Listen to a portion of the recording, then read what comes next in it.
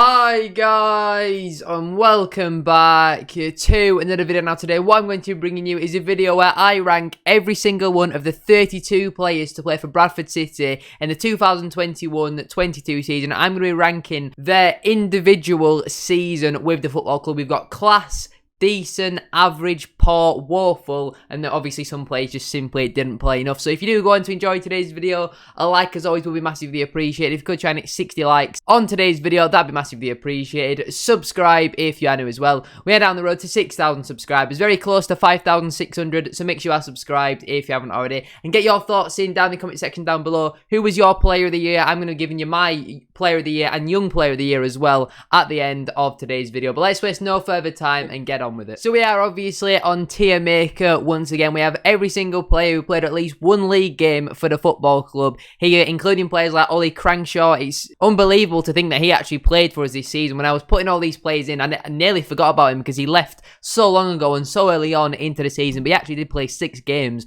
for the football club. But we are going to start out then with Alex Bass. He is first on this list. I've tried to do the list as random as possible, so hopefully we've got a nice spread going out through the video. And overall, I would say Alex Bass was average, to be honest with you. Made quite a few mistakes, but also did make quite a lot of decent saves at the time. You know, on his debut away at Walsall, also away at Stevenage, he made some really, really good saves. But in games like Swindon at home, Crawley at home, Port Vale at home, and even Scunthorpe at home, he has been quite poor and he has been prone to errors and he has cost us a few goals on occasions. I don't think he's good enough to be Portsmouth's number 1. If that is their plan for next season, I think they are going to be in for a big shock considering they've just gone from Gavin Bazunu down to Alex Bass. I don't think that would be great. But overall, I don't think he was poor because he did make some really good saves at times. But for me personally, I'd put him in average. Up next then is Niall Canavan. I'm debating between average and poor, to be honest. I don't know whether he was forced out of the club or left when the going got tough. I don't know if that's the right saying, but obviously it appeared that he had a all-out with Derek Adams before his move to Barrow. He obviously got dug out in a post-match interview by Derek Adams. Derek Adams said it was Niall Canavan's fault for either the first or second goal. I can't really remember. I think it was the second goal. And then we never saw him in a Bradford City shirt, considering he was meant to be the captain and all that sort of stuff. I don't think he was great this season. Numbers-wise, we were actually better with him in the team, but Jan Songo's dropped into centre-half since Canavan left the club because we never really replaced Niall Canavan. But I don't think we've missed him whatsoever. I think overall, he hasn't been great. I would say Niall Canavan had a poor season at Bradford City. Obviously, he was only here up until January, and it wasn't a great time for the football club then. Obviously, we never got to see him under Mark Hughes, but for me personally, I think Niall Canavan had a poor season. Up next then is Callum Cook, obviously a player we know who won't be here next season, was not offered a new contract by Mark Hughes at the end of the season just gone by. I thought overall for Callum Cook, it was a decent season. I think he finished the season on 7 assists and 2 league goals. He also got a goal away at Nottingham Forest in the Carabao Cup first round. He actually played the 3rd highest amount of matches for the club in the league this season. He played 42.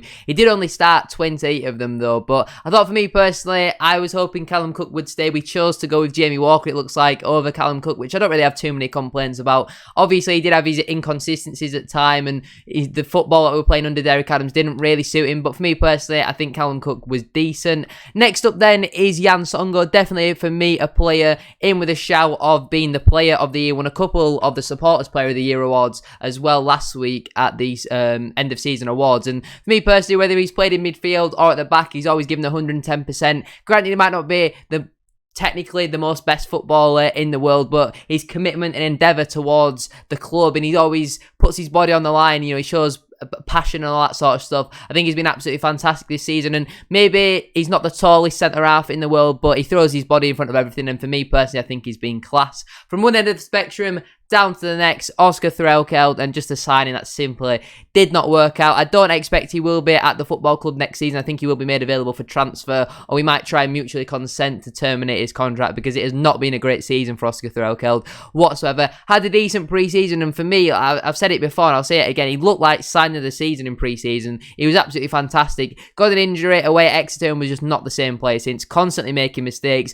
couldn't defend to save his life, to be honest, and it's a real shame because we saw in pre-season there was a player in there, but it's just not really worked out. Hasn't had all too much of an opportunity really since January, to be honest with you. I think he's only played 45 minutes under Mark Hughes, got subbed off at half-time away at Colchester after making 2 mistakes that led to goals in that game. Not a great season though whatsoever from Oscar Threlkeld. Next up then is Aboisa, a man who only managed 4 league games for the football club this season, only 1 start as well. I feel like you can't really comment all too much on 4 league games. I'll put him in the didn't play enough category because we just simply didn't see him enough. Ollie Crankshaw, you could be another player you put in didn't play enough. I think he played 6 games in the end in the league. Yeah, he did. He played 6 games in the league for us. So you could argue he didn't play enough. When he did play, I thought he was decent, average. He obviously moved on to Stockport, where he started out like a house on fire, but he really is struggling to get into their team now. Maybe he's a player that Stockport might look to move on next season, as they obviously have now been promoted into the Football League. I'm going to put him in the didn't play enough category. I feel like because I don't think he made a start for the club this season. So 6 substitute appearances. You can't really comment all too much. He only played 118 minutes this season, which was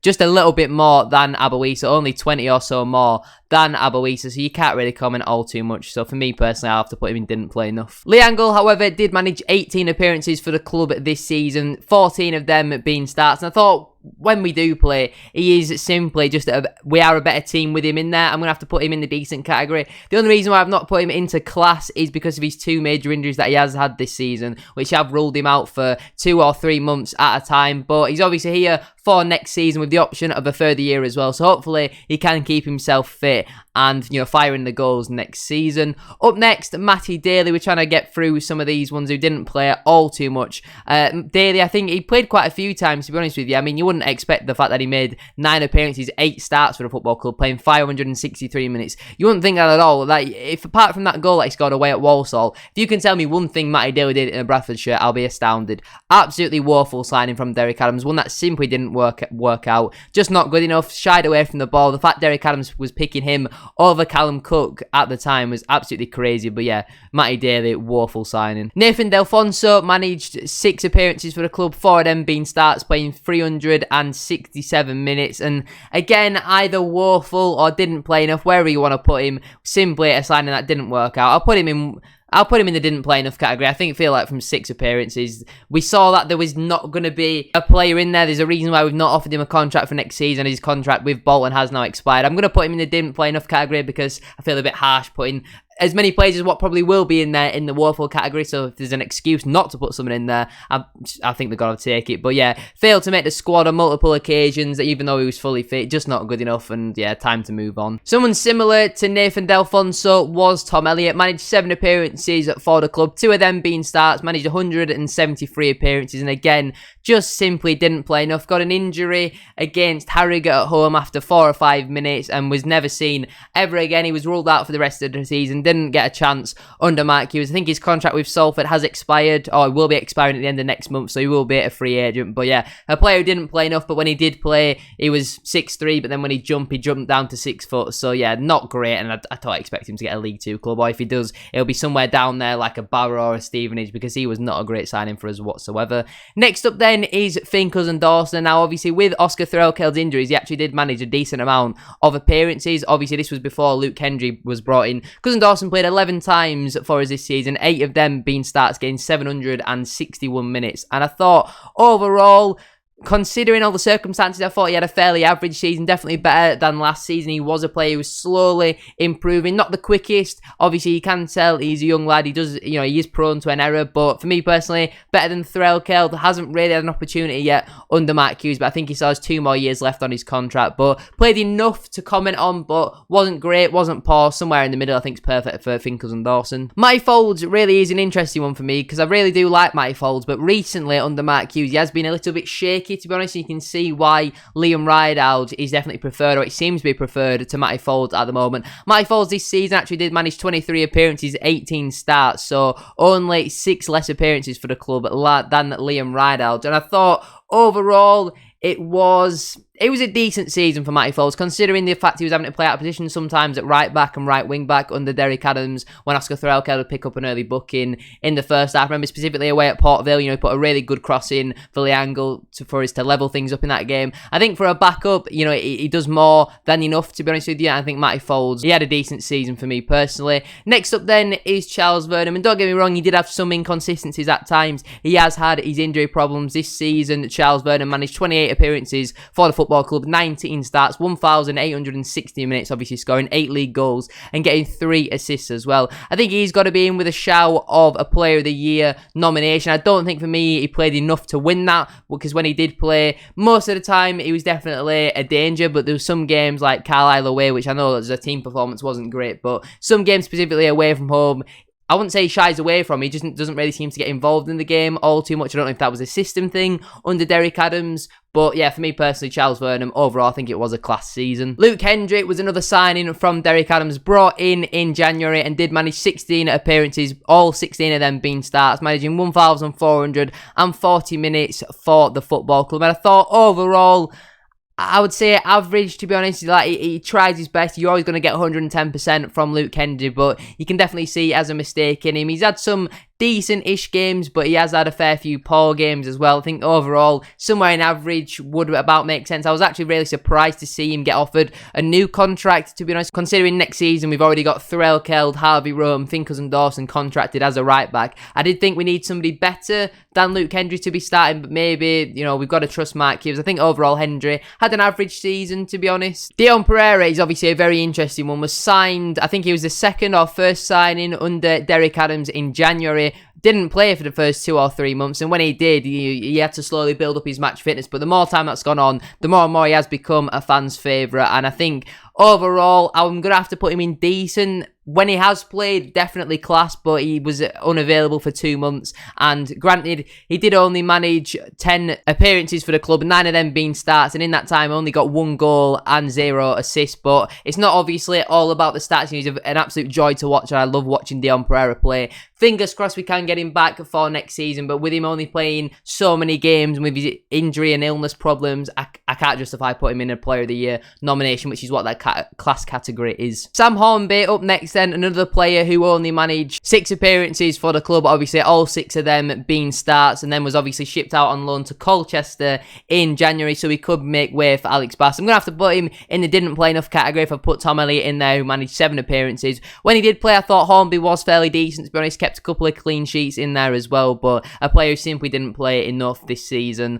under Derek Adams, and obviously didn't get an opportunity under Mark Hughes, so it'll be interesting to see what does happen in the summer. At the moment, we've been heavily linked to, I think his name's Harry Lewis. I would just like to point out this video was recorded yesterday at midday and was meant to go out yesterday rather than today, so I do apologise about that. Harry Lewis has since joined Bradford City on a 2-year deal. My full thoughts on that went out yesterday at around 10 to 7, so please make sure you go check that video out if you haven't already. Enjoy the rest of this video. A goalkeeper from Southampton, so if he comes in, will he be the number 1 or will Sam Hornby be the number 1 next season? It will be very interesting to see what happens there, but for me personally, Hornby didn't play enough. When he did play, I thought he was decent, but 6 appearances, so I can't really comment all too much. Next up then, Levi Sutton. I thought he had a fairly decent season. For me personally, he hasn't really been given as much of an opportunity under Mark Hughes. I was actually really surprised to see him get a new contract, to be honest. I didn't think he was going to get a new deal with the club, considering he didn't really play out too much under Mark Hughes. When he did play under Derek Adams, I thought he was fantastic. His work ethic and his work rate is absolutely fantastic. This season did manage 32 appearances for the club, 23 of them being starts as well. I think overall, Sutton maybe slightly unlucky to miss out on that class category, because I think he very rarely does let you down, does Levi Sutton, a very reliable player, but didn't play all too much in the second half of the season, to be honest with you. Next up then is Gareth Evans. Started out the season playing a little bit under Derek Adams, then he seemed like frozen out of the team, was forced to train on his own, came back in for a few games under Mark Hughes and looked decent-ish. for the first 1 or 2 games and then went faded away and went back to being a poor player. I don't think it was a woeful season for Gareth Evans, but considering the money he's probably on, was a poor season, didn't contribute all too much, and obviously you can understand why he hasn't been offered a contract going into next season. Next up then is Jamie Walker, and definitely a player I'm considering between the top 2 categories. I'm going to put him in decent for now, maybe a player that I do change going on later in the video. He did manage 19 appearances for the club, 15 of those being starts, 1,269 minutes played, 4 goals, 1 assist. Definitely got into some really good form towards the back end of the season. I think he scored in the last 3 home games, and has been an absolute joy to watch. I'm so glad that he has signed on a permanent basis on an initial 2-year deal with the option of a 3rd year as well. So for me personally, for now I'm going to put him in decent, but could well be a player who I move up into that class category. Because he did only sign though in January, I feel like it would be a little bit unfair to put him in contention for a Player of the Year award, considering he only played half of the season. But for me personally, definitely a very good player and deserves to be in that decent category. Alex Gilead is up next, and this may be one that is slightly controversial. I think for the money that he's probably on, for the expectation that was brought in, I think it has been a poor season from Alex Gilead. Now, don't get me wrong, played the second most amount of games for the football club this season with 43 matches played, only missing 3 matches in total. 38 of them games being starts as well, but 1 goal contribution and 2 assists from a man who's played on the wing for the majority of the season, especially under Derek Adams. I think it has been a poor season. Averaging a goal contribution every 14 matches for a winger is simply not good enough. I know he's played quite a lot in central midfield under Mike Hughes, but even still, I just don't see what he offers. Now, don't get me wrong, he had a decent second half in the last game of the season against Carlisle. And for me personally, I just think Levi Sutton is better in that box-to-box midfield role. Obviously, Gilead does give you a little bit more height and maybe a little bit more protection of the ball. Technically, on the ball, he's a little bit better. But in terms of work rate, I think he gives you 110%, but I think Sutton just slightly edges him in that front. I could argue maybe he has had an average season, but for a winger, naturally, he's putting up a goal contribution every 14 games. I just don't think that's good enough, to be honest. I think it has been a poor season. I'll be interested to see how he does next season under Mike Hughes. I think there definitely is potential in him to do well, but he's 25, 26 now, so he really does need to start improving on his goal contribution. I know football's not all about stats. Dion Pereira only with 1 goal contribution this season, and all the fans love and rave about him. But for me personally, Gilead, poor season. Fika Kelleher up next, and I think again this could be a controversial one. Not played all too much this season, did only manage the 9 appearances, 6 starts for the club, obviously with Canavan suspension and Pawdy even had the suspension, so he has played a handful of matches. I think this could be controversial saying Kelleher's had a better season than Gilead. I know some fans will definitely not like that one whatsoever, but I think he has been average, was brought in as a backup, and when he has been called upon,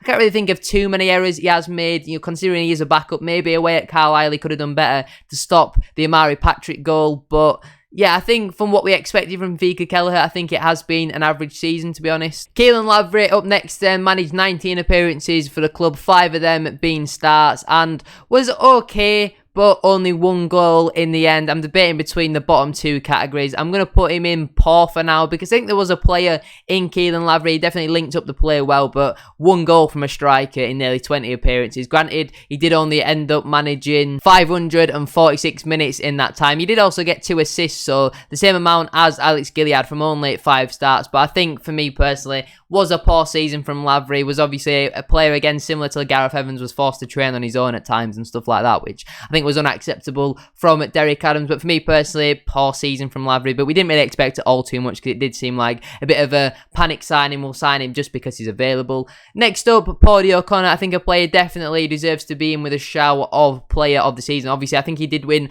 player of the season as well. He's currently the captain at the club, has been offered a new contract as well. Fingers crossed he does sign that, but there has been a lot of interest from clubs like Sheffield Wednesday, who've been scouting him over the past couple of months, so fingers crossed he does sign a new contract with the club. But for me personally, definitely a player who deserves to be in that class category. Next up then is Andy Cook. I think overall it's been a decent season for Andy Cook. Pre-injury was fantastic, was scoring goals for fun. Post-injury scored 2, maybe 3 goals. He did manage the 39 appearances for the club, 35 of them being starts, playing 3,051 minutes, scoring 12 goals and getting 3 assists in that time as well. That is the most goal contributions in the team, which is something you simply cannot deny, he might have not been the greatest towards the latter stages of the season, but he still managed 15 goal contributions. I think that's decent for a striker like Andy Cook, so I think it has been a decent season from him. Next up, Richard O'Donnell. Hasn't played since maybe December, January time, wasn't offered a new contract as well. I think when he did play, it was average, to be honest, and yeah, he just sat on the bench for the last 4, 5, 6 months, so I can't really comment too much. When he did play, he did alright, nothing special, nothing horrendous, and yeah, I think an average season from Richard O'Donnell. On to the home stretch now then, 6 players remain. We'll start off this segment with Cian Scales. Only managed the 2 appearances with the club this season, playing 29 minutes, so can't really comment too much on that. I'm going to have to put him in the didn't play enough category. And the same thing for Reece Staunton, only managed 1 league appearance this season. He did actually start away at Oldham in that game, but came off with an injury, so 2 players who really need to go out on loan next season and get some game time, because they've just simply, they've played 3 appearances between them, only playing 71 minutes between the pair of them for that 46 game season. It's simply not enough, so I'm gonna have to put them 2 both into the didn't play enough category. Next up then is Theo Robinson. He obviously did manage a decent amount of appearances, 23 appearances for him this season, only 5 starts, scoring 2 goals, 0 assists, and yeah, not a great season from Theo Robinson, was it? A panic deadline day signing, one that didn't work out. I wish him all the best. Understandably, hasn't been offered a new contract, but yeah, signing didn't work out. I'm just going to have to put him into the woeful category, just not good enough, to be honest. I've also just realised George Sikora didn't actually play any minutes for the football club in the league the season just gone. I'll put him in the didn't play enough category. Obviously, terminated his contract mutually in January. I believe he joined FC United of Manchester. I think that's the team name. A couple months ago as well, maybe February time, but he literally did not play a single second of league football, so I'm going to have to put him into the didn't play enough category. Penultimate player then is Liam Rideout. I think it has been a decent season from him. I don't understand the criticism that he does get from some fans. I thought the first month or 2 of the season he was pretty poor, to be honest. I remember specifically that game away at Nottingham Forest, he did get a lot of criticism from fans, and I don't think it was a great start to the season.